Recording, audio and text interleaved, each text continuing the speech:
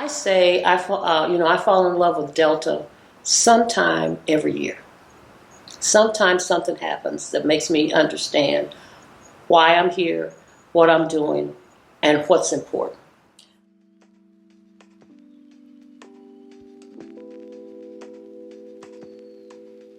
My name is Bonita Durand, Bonita Cobb Durand, because I was Cobb when I was inducted. I was inducted into the Epsilon Mu chapter at Kent State University in April of 1967. I didn't really, as a high school student, I didn't really know a lot about fraternities and sororities. But as I was packing up to go away to college, I was the first of my generation to go to college. My aunt and my mother had gone to college before me, but I was the first child to go. And they were busy packing me up. I had this big old trunk and all the stuff to go with me. And my aunt, Betsy Nelson Casey, who was a soror, inducted into Theta chapter in 1947, came to the house on the last day before I left. She had a black dress and a string of pearls. And she said, pack these because you're going to need them. Now, at that point in time, I had no idea what she was talking about. I didn't understand it, but I always looked up to my aunt. She took us to etiquette classes, and we learned how to walk and sit and eat and how to be a refined young woman. And we always had to wear a girdle. Always had to wear one, didn't matter. But she said, do it, so I did it. When I got to campus, and I kind of think she was in the Cincinnati alumni chapter at that time, I kind of have a sense that she called ahead. I met these women, and they asked me if I wanted to come to some meetings and some interest groups. Now, you have to remember, I still hadn't put it together yet. And then shortly after that, I was invited to, become part of the Pyramid Circle. And there were 6 of us on the Pyramid Circle, and I was number 4. I still, to this day, never quite understood all of what was going on there. I was a 17-year-old clueless kid, just trying to get my grades and stay in school. But we had a big sister who was our Dean of Pledges. Her name was Wanda Wood. Her name is now Wanda Wood Knox. She is my big sister, and I still talk to her weekly over the last 58, 59 years. And we're Facebook friends, and it's just a really wonderful experience. That summer, when I went back home to Cincinnati, the National Convention for Delta Sigma Theta was being held in Cincinnati. And Big Sister Wood, I still call her Big Sister Wood to this day. I'm still scared of her. And she said, you're the only person that lives in Cincinnati.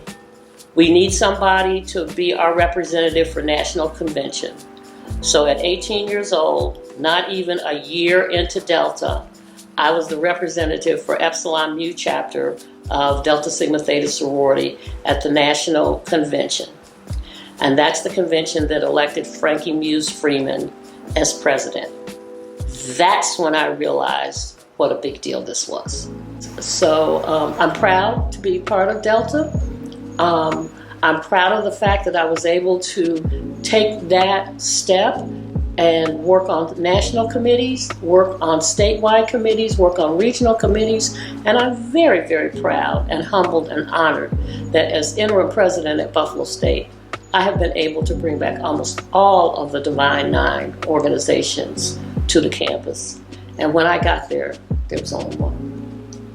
My very, very, very proudest moment was at National Convention in New Orleans, Louisiana, where my youngest daughter, Anitra Durand Allen, had just become a Delta, almost the same kind of situation that I was in. She had just become a Delta that that fall. They went over in December in the New Mu citywide chapter. And so she was all involved in the National Convention. At that time, the regional director was Cynthia Marie Antoinette Butler McIntyre. She was the RD down there. And so she pulled together, they pulled together. And so she said, Mom, I'm not going to come home in the spring, I'm going to stay and help work on national convention. And I said, fine. And she actually somehow managed to get on the National Program Planning and Development Committee with I think they were just starting Delta Gyms or whatever came before Delta Gyms. But the proudest moment for me was at the opening session. You know, opening session has a lot of pomp and circumstance. You do a lot of things there. And she was always part of the choir because, you know, she was classically trained soprano. She loves it.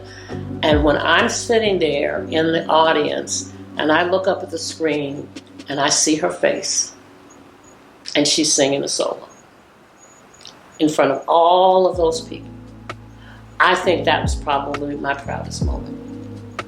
You know, not for me, but for her. And I don't tell her that very often. But I think that was my proudest moment. Our family motto is, to those to whom much is given, much is required. And it was instilled in me, and also in my husband, the fact that we were getting opportunities that most people didn't get. We actually got to go to college. We didn't have to work 40 hours a week to pay for college. We had people in our churches, in our communities, in our families, everybody was behind us, getting us to where we were.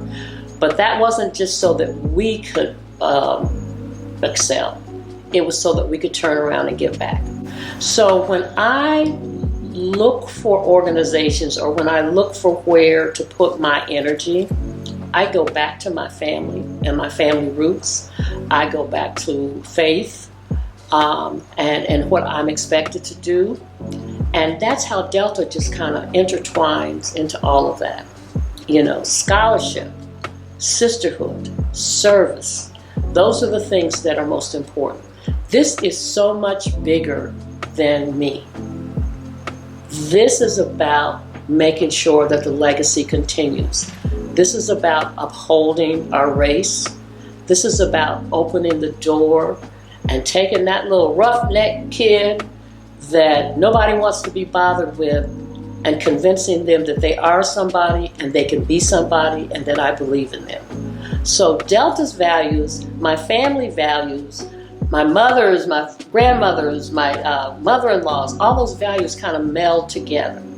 Delta has made me understand that we can be more transformative in leadership. We don't have to be transactional. This is not, we're not out there to, just making deals and doing those kinds of things. But being transformative means we take all of the basic things that we learn. We take the strategic planning, we take the finance, we take the business, we take all the creative activities that we have, but we kind of pull in our culture. We pull in our culture, and that's how we're effective. As Shirley Chisholm said, if there's not a seat at the table, bring a folding chair. That happens to us all the time. And one of the things that we have to learn, and especially in Delta, it's a good place to be, is there's somebody out there that can support you. You may not even know who it is now. It may be a soror from the other side of the country. But by being in this organization and being connected in this unit, somebody will help you get to that person. Buffalo Alumni Chapter is actually my home chapter. It's the only alumni chapter that I have ever been active in. Because when I came to Buffalo with my husband in the late 80s, early 90s, I was still raising those kids and doing all those other things. Buffalo Alumni Chapter has grown so much. The thing that inspires me about it is to watch the folks that came in after me now flourish and lead. We're making a name, a positive name, let me say, for Delta in Buffalo. Almost every leader in this town is a Delta. And all the larger organizations and smaller ones. So and Buffalo Alumni Chapter is like the family that I didn't have when I left Cincinnati. I mean, just last night, I got a call from a soror who's on the emergency response team to make sure I was okay. I should be calling people to find out if they're okay, and she called me, and I talked too much. We talked for almost an hour, and she was very patient, and I know she had other calls to make, but I wanted to tell her what I wanted to tell her. And so it's like the family that I didn't have right here. We're sisters, we're mothers, we're daughters. We play those roles in Buffalo Alumni. In some of the roles that I have been in at the regional and national level, I have seen many, many chapters that don't have the vibe that we have. I mean, in fact, that was one of my jobs, to straighten up some of the messes. But I can always say, Buffalo Alumni, we can agree to disagree. We can find our space. We're not judged. People know we're coming in and out. It just depends. And so I have to say Buffalo Alumni is my Buffalo family. Once you get to the place, and I'd hate to say this, but once you get to the place where your family is well in place, they're on their way, they're independent, you may be coming to the end of your career, professional career, but you got a lot of energy and a lot of knowledge and a lot of talent that now you can devote to Delta. Having a little Social Security and some other kind of benefits helps you, with the finances, and your schedule is flexible. So I say look for the best years of your life. Look for that. Keep yourself healthy, keep yourself strong, keep yourself mentally strong, and you'll have the best time. You'll have a better time in Delta than you did when you were collegiate. So that's it. Amazing.